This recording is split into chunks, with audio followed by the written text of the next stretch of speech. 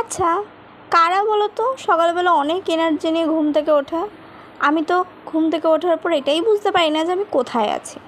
তারপর এক রাশ মন খারাপ নিয়ে বসে থাকি যে কী হলো আমার সাথে, কেন হলো, কী করে হলো।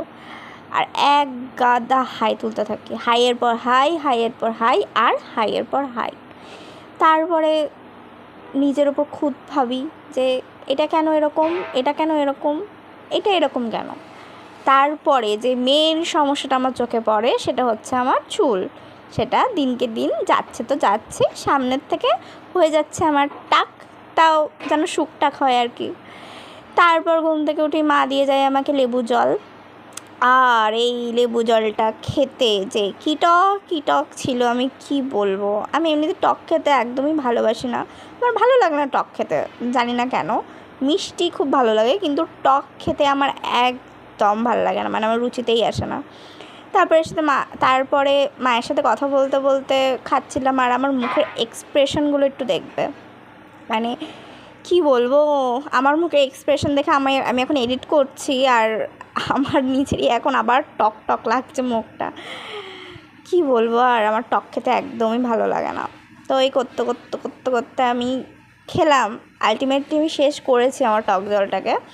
আর টক খাওয়ার পরে আমার লাগে একটু মিষ্টি মিষ্টি চা, তাই জন্য নিয়েছি 2টো বিস্কুট আর 1 কাপ চা। তারপরে আসে আমার স্কিন কেয়ার আমি এখন কিছু করছি না আপাতত, খালি গোলাপ জলটা টোনার হিসেবে ইউজ করছি।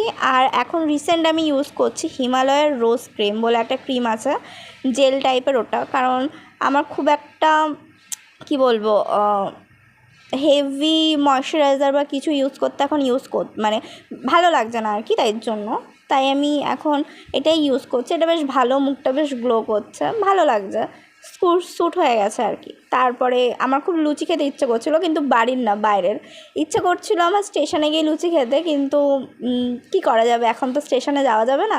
তো এই বাড়ির পাশেই একটা লুচির দোকান থেকে লুচি নিয়ে আসলাম। আর কার কার আমার মতন এরকম বাইরের লুচি খেতে বেশি ভালো লাগে কমেন্ট করে জানিও তো। আর এক টুকরো লুচি তার ভেতরে কাঁচা পেঁয়াজ দিয়ে খেতে যা লাগে না, কি বলবো, আমার তো অসাধারণ লাগে। তোমরাও জানিও কিন্তু কার কার কীরকম লাগে এরকম লুচি খেতে। তো আজকের জন্য এইটুকুই, আবার আসবো কালকে। টাটা সবাইকে।